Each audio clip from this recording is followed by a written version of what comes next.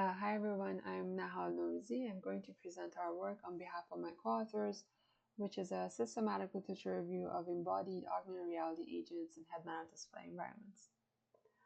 To begin with the motivation of our work, we know that there has been a considerable amount of contribution looking at the development and understanding of embodied agents. For instance, looking at the influences of different appearances in a given context, agents' ability to convey emotions, maintaining eye contact, and eventually utilizing such agents for specific applications such as job training simulation. One of the common points about a good number, but not all of these contributions, is that they usually utilize static setups such as TV, desktop, or projection-based environments. And parallel to this line of research, we know that there has been immense advances in HMD technology, and head-mounted displays have become more robust and accessible over the years. So utilizing HMD technology to visualize embodied agents would allow us to bring these agents out of the boundaries of, let's say, a computer display and bringing them to our environment, and this can potentially make them more dynamic. In our work, we are specifically interested in utilizing AR HMD technology for visualization of embodied agents, and we speculated that because these agents are going to be rooted in our physical environment, there are going to be specific considerations in terms of their development and how we interact with them. And to get an idea of what these considerations are and have been over the past 20 years, we decided to conduct a systematic literature review. And through our review, we wanted to provide answers for research questions. First, we wanted to know what are the primary research categories in this area. Second, we wanted to get an idea of what are the common roles and application areas for embodied agents. Third, we wanted to identify the evolution of utilized technology and get an idea of the different appearances agents were presented to users. And last, we wanted to identify research trends, emerging research trends, and also areas for future research. For our methodology, we adopted some of the steps of previous related surveys in augmented reality, such as work by Dare et al. And Kim et al., and also some of the core steps of the PRISMA method, which is devised for systematic literature reviews. I'm not going to go into the details of our methodology, exclusion criteria, and search terms, but the details are present in the paper. We started with 1,261 records, and to point out, we had to exclude a large number of papers, and one of the reasons we think this number is relatively large is partly because of some of our search terms, such as augmented reality and virtual characters, which are relatively general. So we saw papers that utilized these search terms in like mere passing or only in their reference sections. Because of that, we think larger number of papers were removed, and after the screening procedure, we were left with 50 papers, which we provided in-depth reviews on. For the in-depth review part, we wanted to come up with attributes to help us characterize the paper's contributions that would correspond to our research questions. So these attributes are fairly straightforward for instance, research question number 3. So we just tagged for HMD type and agent appearances. But for research question number 1 and 2, we started with an initial list of attributes based on previous literature on augmented reality, intelligent virtual agents, and also social presence. And then we refined this list after we reviewed the 50 papers in detail, and we're left with 5 items for research categories and 4 for application areas. To go over some of our high-level findings, starting with research question number 3, we wanted to tag for the embodied agent's appearance, and we were inspired by robotics literature because they found that the appearance of the agent can influence the nature of the relationship, for instance, in terms of aspects such as trust and comfort. As expected, the majority of the agents were humanoid, but we also saw examples of animal agents, robotic agents, and any agent that was a cartoon character or creature-like were tagged as other. Looking at the evolution of utilized technology, we saw that before 2016, majority of the setups were video see-through, but after 2016, which is the release year of Microsoft HoloLens 1, a majority of the setups were optical see-through, and most of them were actually Microsoft HoloLens 1.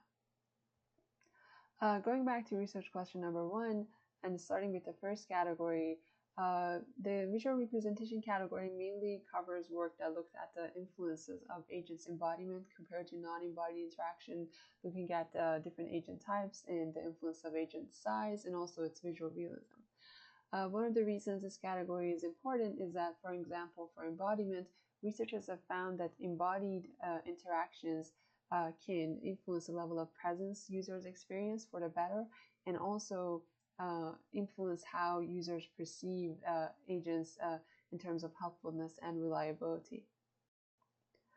Next is the displays and interfaces category. Majority of the work in this category goes under the comparison of AR versus non-AR mediums. There were some other examples, for instance, looking at field of view restrictions or looking at the persistence of agents' influence after the HMD is taken off. The importance of this category lies in the fact that researchers have found that the way we perceive the agents depends on the medium, and the level of aspects such as level of engagement and sense of presence can also depend on the medium. Because of that, it's important to be able to identify the correct medium for a given context and application. Next, it's the physical virtual interactivity category. This category mainly focuses on the ability of agents to influence the physical world or be influenced by it. For instance, an agent being able to move a physical token, and also agents having physically coherent behaviors, such as having appropriate occlusions and walking through doors instead of walking through walls. The importance of this category lies in the fact that researchers have found that when agents behave coherently in the environment and can influence the physical surroundings and be influenced by it, it enhances users' sense of presence with these agents and also their perceptions of the agent's abilities. Next is the proxemics category. This category mainly focuses on the spatial relationship between users and agents. And this line of research is important because research results suggest that our behaviors when interacting are spatial. The way we maintain spatial relationships is different when we're interacting with virtual agents. Because of that, it's important to understand what these differences are and what are some similarities when we interact with virtual agents compared to real humans. And next is the behavior and traits category. This category mainly focuses on the variations of agents' verbal and non-verbal behavior, and also their ability to convey specific personality traits such as friendliness. This category is important because researchers have found that agents who are capable of conveying specific personality traits such as friendliness or can exhibit nonverbal behavior can influence the level of presence users experience with these agents and can influence users' objective behaviors in general. And going over our second research question, looking at intended or tested application areas, we found that majority of the agents go under the assistive and collaborative category, and there were less research on other areas such as training or healthcare. We think one of the reasons there is less research there might be because of limitations in technology at the time. And for instance, if you want to facilitate a larger group of people for a training scenario, it might be easier to use a spatial augmented reality setup or a projection-based environment compared to providing everyone with HMDs and synchronizing all those HMDs. Going over some of our emerging trends and future directions. First, I want to draw your attention to the potential relationship between increasing research on agents in assistive and collaborative roles and also increasing usage of commercial intelligent virtual assistants. So in this timeline, you can see the release here of some of these intelligent virtual assistants and also Microsoft HoloLens 1. And if we plot the papers looking at embodied agents in assistive and collaborative roles, we see that this number increases after the release of these technologies. And we observed some examples where embodied agents were directly compared to voice assistants or were given tasks that kind of like replicates interactions with voice assistants. And we think as voice assistants are going to become more and more popular, they're going to using AR technology to give them a body and looking at their the benefits of giving them the ability to convey nonverbal behavior has a lot of potential for future research. Next, I want to draw your attention to the potential relationship between physical virtual interactivity research category and also increasing usage of IoT-enabled devices. So we know that IoT-enabled devices are becoming more and more popular, as you can see in the plot on the bottom. And we saw a few examples that actually utilize IoT-enabled devices to increase the agent's physicality and give them more control over their physical environment. And we think and with positive findings. Because of that, we think there's a lot of potential in the nexus of AR HMD technology, embodied agents, and IoT devices. Next, I want to point out the potential of agents as companions. We know that in other domains such as robotics and intelligent virtual assistants in general, researchers have looked at the ability of such agents to occupy companionship roles. And we only saw a few examples in our pool of papers that kind of suggested this potential. And we think that as AR technology grows and becomes more robust and ergonomically friendly, there is a lot of potential for AR agents as companions, as they can be more flexible in their appearance and behaviors. Last, I want to point out the potential relationship between embodied AR agents, personality, and empathy, and also increasing research on agents in assistive and collaborative roles.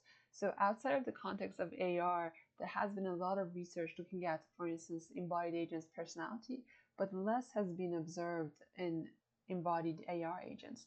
And as previous research suggests that different mediums, our perception of agents are going to be different, can be different in different mediums, we think that it's important that as we are going to collaborate with these agents more and they are going to help us more in the future, it's important to understand the influences of their personality types and their nonverbal behavior. To conclude, we think, as you can see in this figure, that as both video see-through and optical see-through technology enhances, we are going to see more research looking at the embodiment of agents and their influences in general. And to summarize some of the future research directions, we think that other technologies such as IoT-enabled devices and commercial intelligent virtual assistants are going to influence the direction of research for embodied AR agents.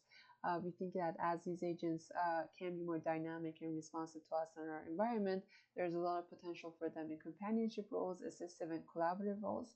And last, we think there's a lot of opportunity for looking at the influences of these agents' personality, ability to convey empathy, and overall their nonverbal behavior. Thank you for your attention, and I'd be happy to hear any questions, comments, and feedback.